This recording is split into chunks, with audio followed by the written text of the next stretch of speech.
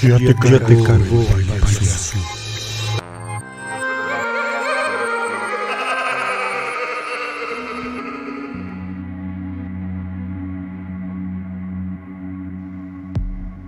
La noche era ordinaria. Transitaba una carretera conocida. El trayecto ya lo había recorrido antes sin percance. La doctora Griselda Román no buscaba nada extraordinario.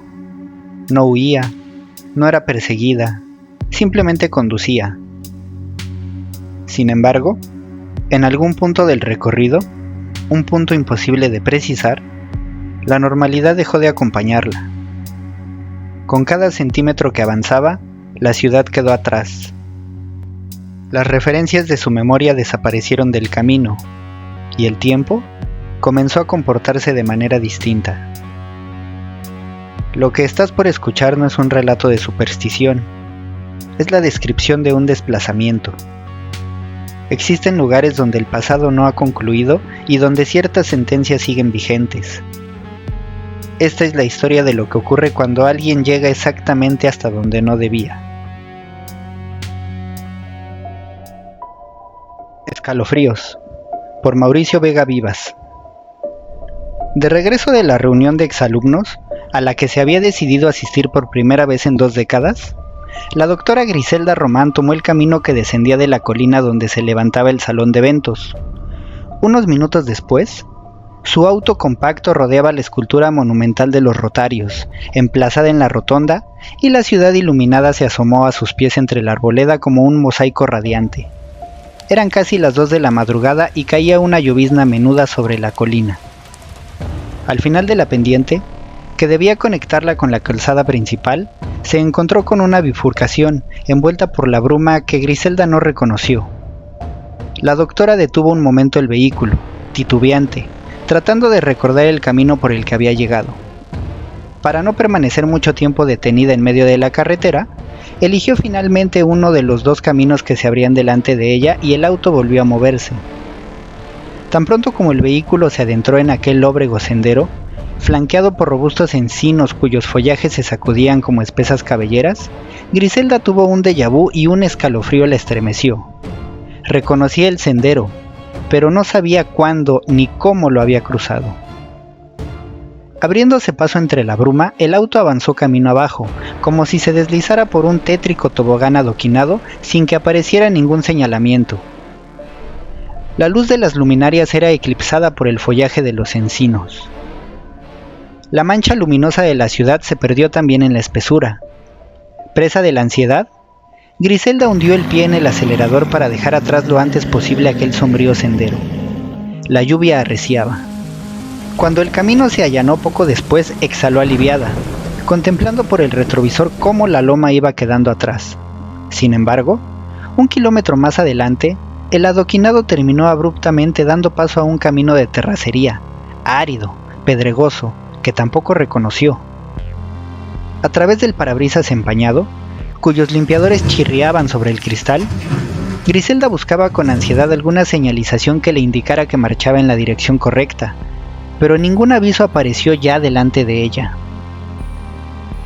La noche se fue aclarando conforme el auto se alejaba de la tormenta que se abatía sobre la loma, hasta que un cielo transparente, cuajado de estrellas, se abrió sobre su cabeza.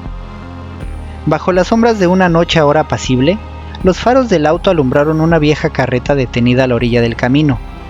Enseguida aparecieron también los aprestos de un rústico arado, atado a un cerco de leños.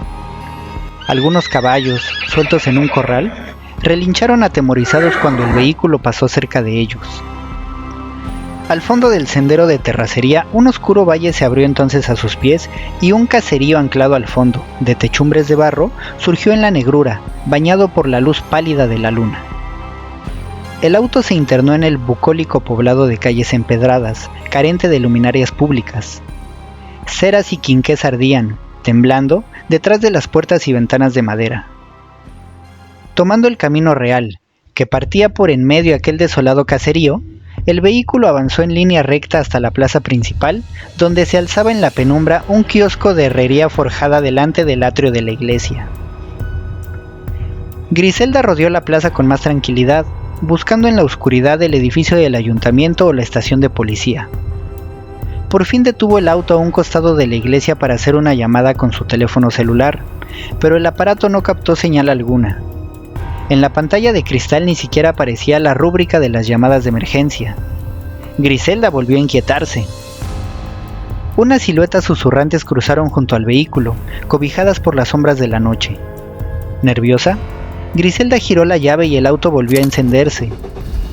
Las siluetas se multiplicaron en un abrir y cerrar de ojos alrededor del auto, portando antorchas encendidas que alumbraban con su fuego ardiente la sosegada noche.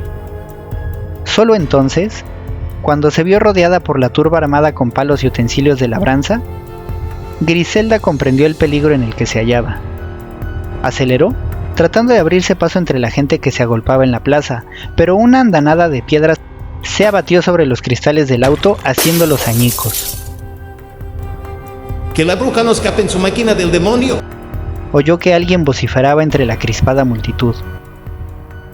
Las campanas comenzaron a repiquetear en las torres de la iglesia. La plaza se vio colmada en unos instantes por una multitud furiosa, vestida de manera anticuada. El cielo la ha traído a nosotros para que enderecemos el camino. Arengó de nuevo la voz del párroco desde las puertas de la iglesia. Al llamado de la arenga, la masa enloquecida comenzó a aporrear el vehículo con mazos y garrotes. Griselda solo pudo encogerse en el asiento sin entender aún nada de lo que ocurría, en tanto que, en el viejo portón de la iglesia, el viento tibio de la noche batía los extremos desprendidos de un edicto adherido con tachones a la madera, firmado al calce por el comisario del Santo Oficio y fechado en la capital de la Nueva España el 19 de agosto de 1719. No hubo accidente, no hubo auxilio, no hubo registro alguno. Para el mundo moderno, la doctora Griselda Román simplemente no llegó a casa.